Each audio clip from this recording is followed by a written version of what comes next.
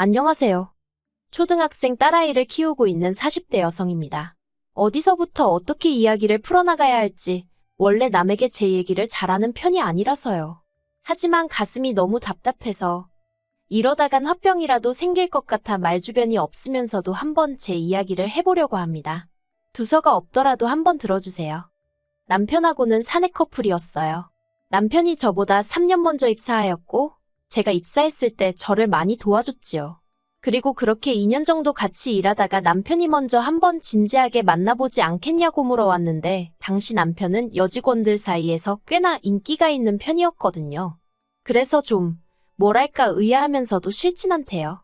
아무튼 제가 일주일 고민해보고 대답해주겠다 했는데 남편이 결혼을 전제로 만나보고 싶은 거니 충분히 생각하고 얘기해달라는 거예요. 사실 사내 커플이라는 게 잘 사귀다 결혼까지 하게 되면 다행이지만 헤어지면 솔직히 여자가 손해잖아요. 그런데 워낙 남편이 저를 대하는 태도가 확신이 있어 보였으니 뭔가 믿음이 갔죠. 그래서 결국 남편과 사귀기 시작했고 3년의 연애 끝에 결혼까지 하게 되었네요. 만나는 동안 남편과는 별 트러블은 없었어요. 매사 좋은 쪽으로 생각하고 크게 담아두지 않는 남편의 성격 덕분에 다툴 일이 없기도 했고 어쩌다 마음 상하는 일이 있어도 대화로 풀어나가면 됐으니까요. 그래서 결혼을 앞두고 남편에게 그렇게 개차반인 시동생이 있다는 걸 알았을 땐 솔직히 제법 충격적이었네요. 시동생은 남편과는 4살 차이로 저와는 동갑이었는데 그래서 그런가 절대로 형수님 소리를 안 했어요.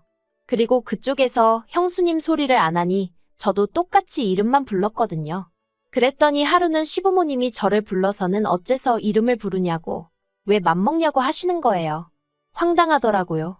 그래서 서열로 치면 제가 위인데 이게 어떻게 제가 시동생한테 맘먹는 거냐고 시동생이 저한테 맘먹는 거라고 하니까 어머님이 굳이 따지자면 그렇지만 시동생이 자존심이 워낙 세다 보니 그러나 보다고 저더러 그러려니야 라는 이해 못할 말씀만 하시더라니까요. 아무튼 이건 수많은 일들 중 하나의 예에 불과하고 제가 시동생이 정말 개차반이라고 생각하게 된 건 동서를 대하는 태도 때문이었습니다. 저런 인간도 처복은 있는가 보다 싶을 정도로 시동생에 비하면 동서는 참으로 좋은 사람이었어요. 사람이 어찌나 온순하고 정이 많은지 제가 윗사람인데도 배울 점이 많다 싶었죠. 하지만 어째서인지 시동생은 그런 동서를 걸핏하면 쥐잡듯 잡았는데 그 이유가 참으로 모질더라고요. 동서는 어려서 부모님을 모두 잃고 할머니 손에서 자랐다는데 그나마도 시집오고 얼마 지나지 않아 키워주신 할머니가 돌아가셔서 엄밀히 따지고 보면 친정이 없는 거나 마찬가지였어요. 그런데 시동생은 그 점을 빌미삼아 사위사랑은 장모라는데 자기는 장모가 없으니 불쌍한 놈이라고 하지를 않나. 시댁에서 모임이 있을 때 동서가 음식을 해오면 남편이란 작자가 고마워하고 맛있다고 자기 아내를 치켜 세워주지는 못할 망정 엄마 없이 잘한 티를 내느냐며 음식 맛이 이게 뭐냐고 타박을 하질 않나. 같은 여자로서 정말 듣고 있으면 가슴도 아프고 화도 나고. 그런데 저도 참으로 비겁했던 게 시부모님도 가만히 계시다 보니 차마 제가 한마디 할 용기가 안 생기더라고요. 그래서 그냥 식사 마치고 저랑 동서랑 둘이 설거지하고 뒷정리하고 그럴 때 서방님 말에 너무 마음 쓰지 말라고 위로 정도만 해줄 뿐이었네요. 아무튼 그렇게 지내다가 제가 저희 딸 낳고 바로 이듬해에 동서도 딸을 낳았어요. 그리고는 저는 저대로 애 키우면서 일 다니느라 정신없이 바빴고 그렇다 보니 동서가 어떻게 지내는지 솔직히 신경 쓸 새가 없었죠. 어쩌다 한 번씩 명절이니 시부모님 생신이니 그런 날 만나기는 했지만 둘 다 챙겨야 하는 애가 있다 보니까 예전처럼 틈틈이 이런저런 얘기를 나눌 새도 없기도 했고요. 그런데 그렇게 시간이 흘러 저희 애 두돌 되던 해에 시동생네가 이혼을 하게 되었다는 소식이 들려왔습니다. 솔직히 별로 놀랍지는 않았어요. 종종 동서는 왜 저러고 사나 싶기도 했고 나라면 진작에 이혼하고 말았을 거다 생각도 했었으니까요. 그리고 그래서 그런가 이혼한다는 얘기가 들리니 그럴 줄 알았다 잘됐다 싶대요. 그런데 시동생네의 이혼보다 저를 더 놀라게 했던 건 동서가 애를 포기하겠다고 했다는 거예요. 시동생더러 맡아서 키우던지 아니면 고아원에 데려다 주던지 마음대로 하라고. 자기는 못 키운다고 그랬다나요? 그래서 글쎄요. 그래도 시동생이 아무리 개차반이긴 했어도 지 핏줄이니 땡기긴 했겠죠? 아무튼 시동생이 애 맡아 키우고 대신 위자료니 뭐니 한 푼도 못 준다 어쩐다 자기들끼리 난리를 치더니 그렇게 갈라섰어요. 그리고 그러는 와중에 남편이 저더러 그러지 말고 평소에 그래도 재수 씨랑 친하게 지내지 않았냐면서 한번 얘기 좀 들어보라질 않나. 이혼만큼은 안 하게 설득 좀 해보라질 않나. 자꾸 저더러 뭘 좀 해보라고 그러는 거예요. 그런데 솔직히 제가 그 사이에 껴서 무슨 소리를 하겠어요? 제가 봐도 동서가 안 됐고 시동생이 인간 같지 않았는데 오히려 마음 같아선 동서더러 이제라도 잘 생각했다고 죄다 후를 털어버리고 앞만 보고 가라고 해주고 싶었는걸요? 하지만 그래도 제가 김씨 집안 맏며느리니 차마 그렇게 말은 할 수가 없어서 가만히 있던 건데 무슨 이혼을 못하게 하라니? 그리고 어찌나 남편이 집요하게 저한테 부탁을 하던지 오죽하면 나중에는 제가 남편더러 당신도 동서 입장에서 한번 생각해보라고 당신 동생 같은 사람하고 평생 살고 싶겠나 하고는 확 쏘아붙였습니다. 그랬더니 한숨만 길게 내쉬고 더는 안 하긴 하대요. 그리고 이후로 시동생이 시조카를 데리고 시부모님 댁에 들어가 살기 시작했어요.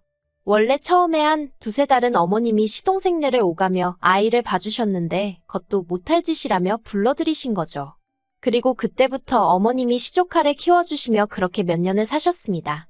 누구는 자기 손년이 당연한 거 아니냐 했지만 그래도 저는 그런 어머님이 대단하고 존경스러웠고요. 그런데 그런 어머님께서 교통사고를 당하시면서 상황이 이상하게 돌아가기 시작하대요. 교통사고 자체만 놓고 보자면 아주 큰 사고는 아니었어요. 이렇게 표현해도 될지 모르겠지만 경미한 접촉사고로 시쳇말로 피본 사람은 없었거든요.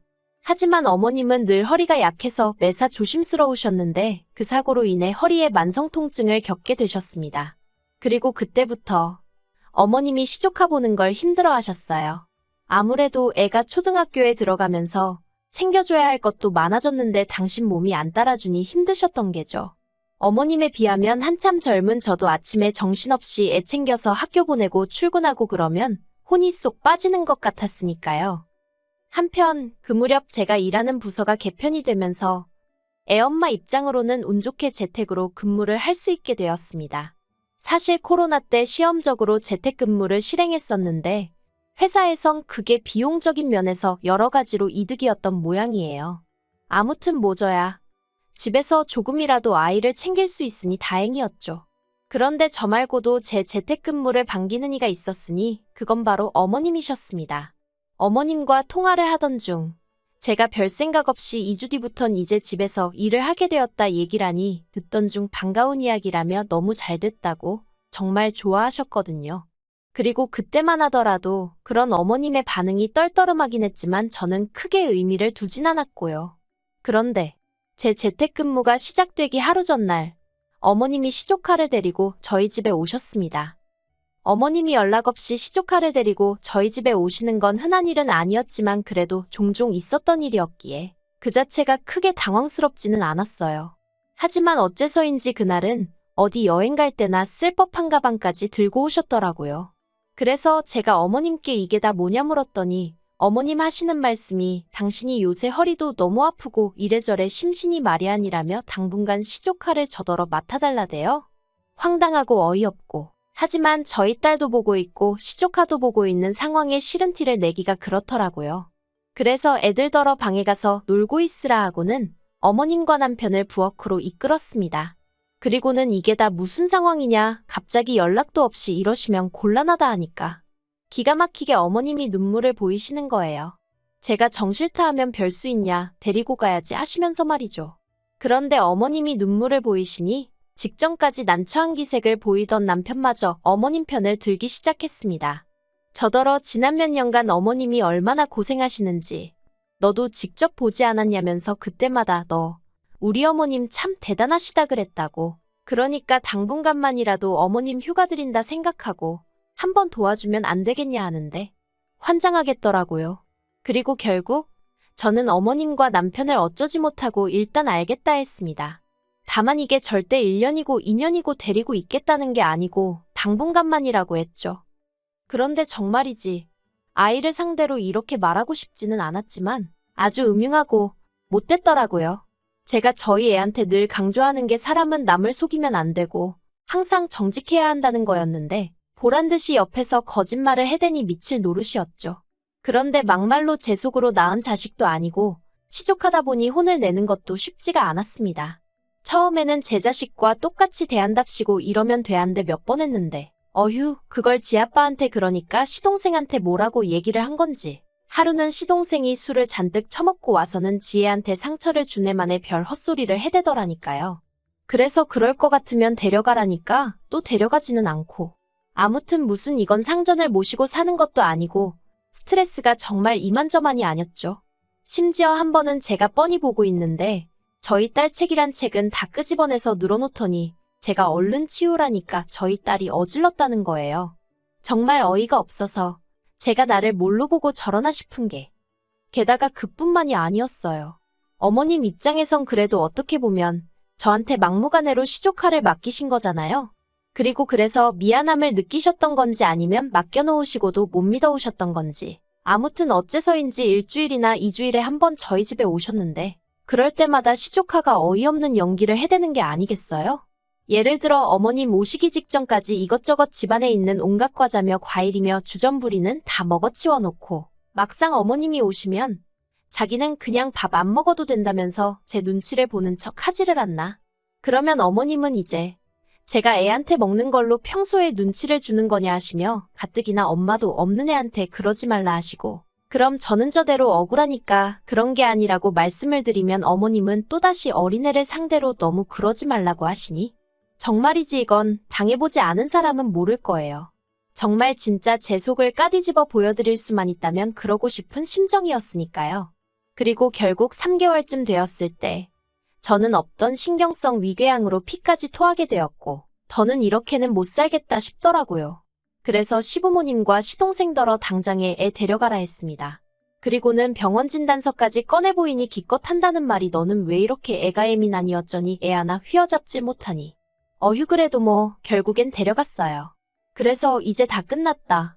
난 자유다. 속으로 쾌재를 외쳤죠. 그런데 몇 달이 흘러 올해 초였습니다. 사실 저를 제외한 제 모든 친정 식구들은 미국에 있어요. 저도 학창 시절을 미국에서 보냈기 때문에 시민권이 있고요. 그런데 저희 남편이 이게 참 제 얼굴에 침 뱉기 같습니다만 남편이 막말로 뭣도 아니면서 자기가 뭐 한다고 다른 직원들을 대신해 회사를 상대로 총대를 메고 나섰다가 그만 일자리를 잃었어요. 아무튼 그러면서 졸지에 제가 외벌이가 되었는데 솔직히 눈앞이 깜깜하대요. 남편이나 저나 일하는 업계가 워낙 인맥을 중요시하고 입소문이 빠른 곳이다 보니 이직이 쉽지 않을 건 보나마나 뻔한 일이었으니까요. 그런데 이 얘기를 친정부모님께 하니 그러면 이참에 미국으로 너희도 들어와 하시는 겁니다. 와서 친정가족들이 하는 사업같이 하면서 여기에서 정착하면 되지 않냐고요. 그리고 솔직히 저로서는 그 제안이 싫지 않았어요. 아니, 오히려 어두운 터널에서 한 줄기 희망을 보는 기분이었달까요? 게다가 이야기를 전해들은 남편도 가타부타 따지는 것 없이 좋다 했으니 아, 역시 죽으라는 법은 없구나 싶었죠. 그런데 이 이야기를 전해들으신 어머님께서 또 다시 무리한 부탁을 해오셨습니다. 시조카도 데려가라고요. 그리고 저는 이미 한번 호되게 당한 경험이 있으니 대번에 싫다고 거절했습니다. 어디 한두 달 놀러 가는 게 아니라 아예 정착해서 살 건데 시조카를 어떻게 데려가냐고 말도 안 된다고 했죠. 그랬더니 이번엔 시동생이 한다는 말이 자기가 실은 사귀는 여자가 생겼는데 그 여자는 이혼남은 괜찮지만 애는 못 키운다 한다면서 그렇다고 언제까지 나이 드신 어머님께 자식을 맡길 수도 없지 않냐며 여러 사람 살리는 셈치고 저더러 좀 도와달라대요. 그리고는 저희 딸은 미국에 가면 영어도 잘하게 되고 얼마나 좋겠냐며 자기 딸도 그 기회를 갖게 도와달라고요.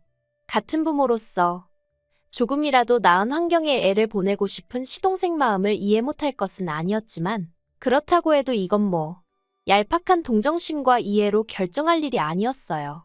그래서 그 마음 이해는 하지만 안 된다 했습니다.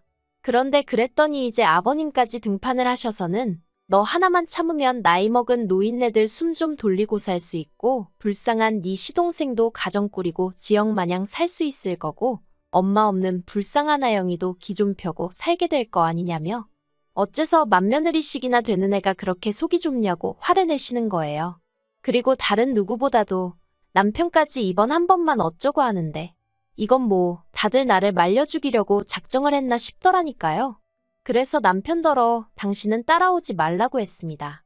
그렇게 시동생하고 어머님이 불쌍해 죽겠으면 당신이 여기 남아서 시조카 키워주라고 했어요. 나는 내 딸만 데리고 미국에 가겠다고 했죠. 그랬더니 남편이 어떻게 자기가 시조카를 돌보냐며 펄쩍펄쩍 뛰었습니다. 그게 말이 되냐면서요. 아니, 큰엄마가 시조카를 보는 건 말이 되고 큰아빠는 왜 안 되냐고 했습니다. 막말로 당신하곤 피라도 좀 섞였지만 나는 생판남인데 왜 나는 되고 당신은 안 되냐고 그랬죠. 그러자 남편이 하는 말이 당신은 여자고 나는 남자잖아 하는데 웃기대요. 애 키우는데 여자 남자가 어디냔 말이죠.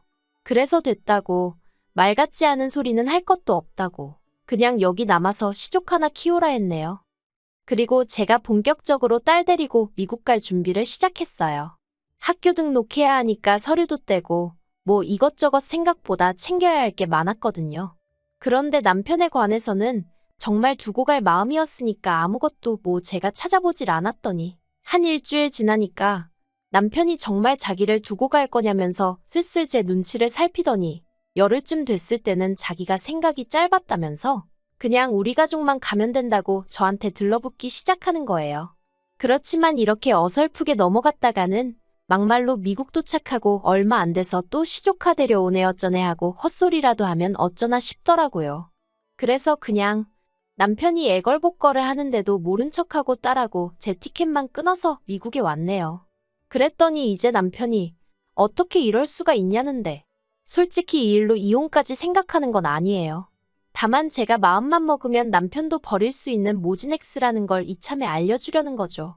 남편이 풍기는 뉘앙스가 시부모님이랑 시동생이랑 저를 어지간히 욕하고 그런다는데 잘됐다 싶어요. 이참에 아주 그냥 희대의 나쁜 X로 눈밖에 나면 그때 못 이기는 척 남편도 여기로 불러들일 생각입니다. 그러면 뭐 그쪽에서도 시쳇말로 저한테 시조카 좀 어떻게 비벼보려는 생각은 안 하겠죠. 어휴. 저는 그저 우리 세 식구 어디서든 잘 자리 잡아 살고 싶은 마음뿐이었는데 진짜 뭐 하나 쉬운 일이 없네요.